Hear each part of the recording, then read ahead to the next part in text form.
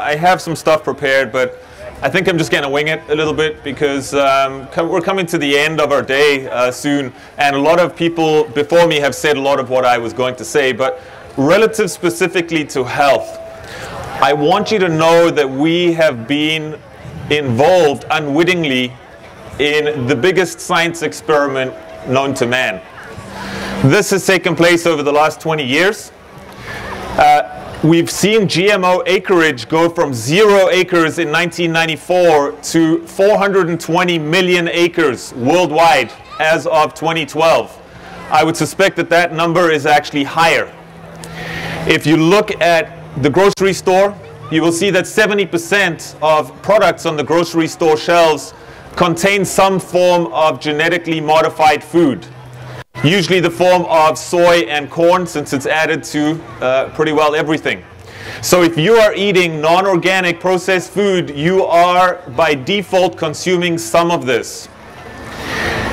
Now, when it comes to health and GMOs, here's the scoop.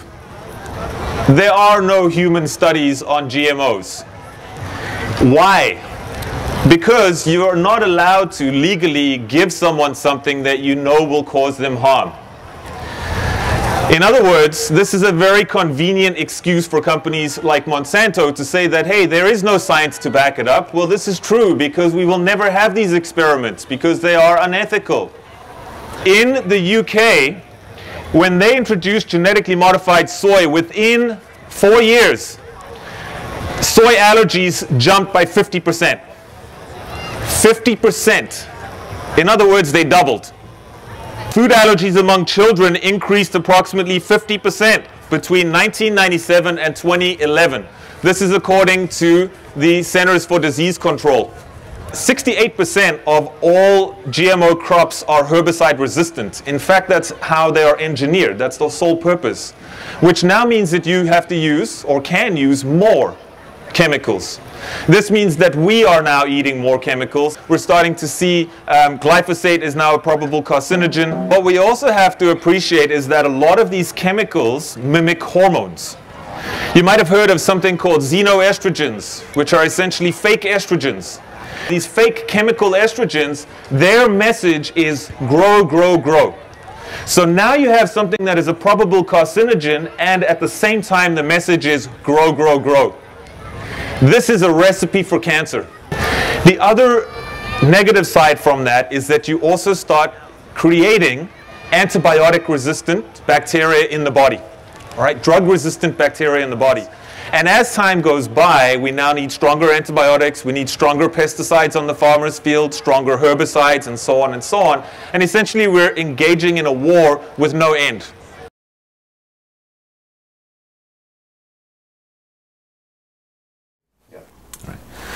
One of the biggest selling points for GMOs is that they're going to feed the world, and this is arguably the top point that's pushed forward by companies like Monsanto, and this is simply not true. Even right now at this moment there's enough calories to feed everyone on this earth and provide them with 3,000 calories per day.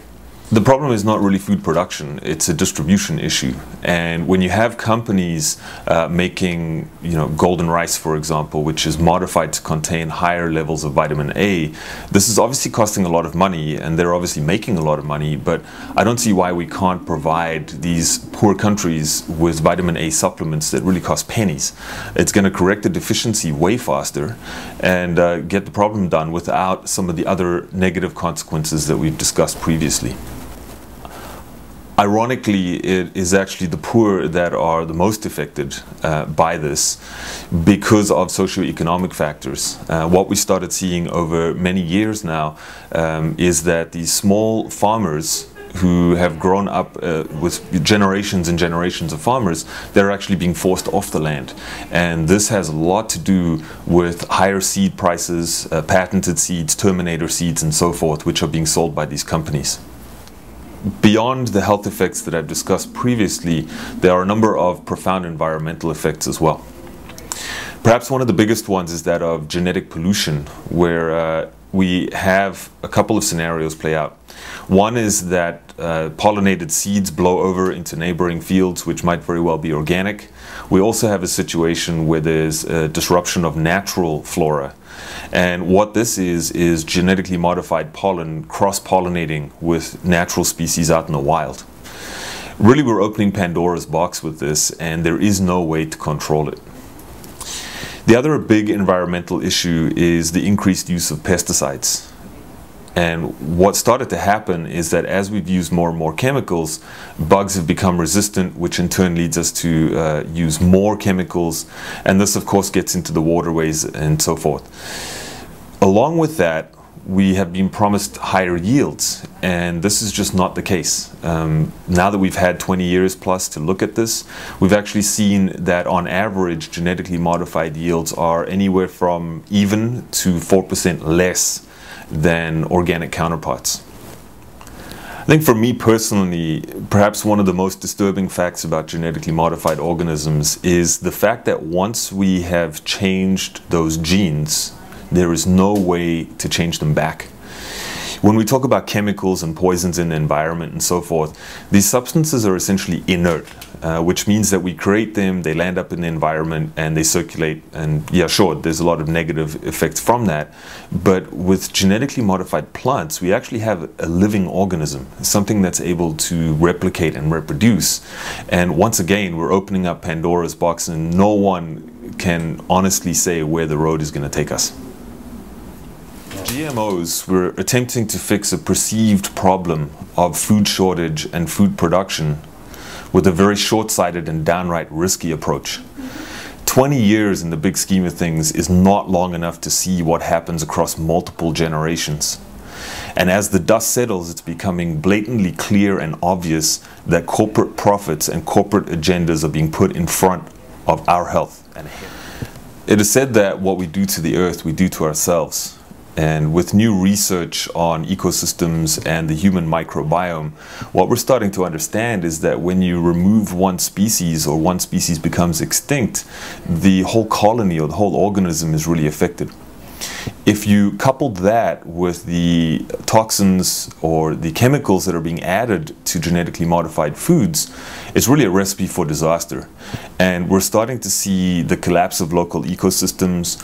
We're starting to see now that in human beings, ingesting these chemicals with antibiotic properties and so forth is actually disrupting our own microbiome or bacteria balance. And this is starting to have profound influences and effects on us as time goes by. The more and more research that comes out, the more and more cancers and chronic disease and so forth that we're starting to manifest. I can't stand here and say that genetically modified organisms are the sole cause of all of that, but one has to wonder about the impact that they're having and the contribution that they're having towards us.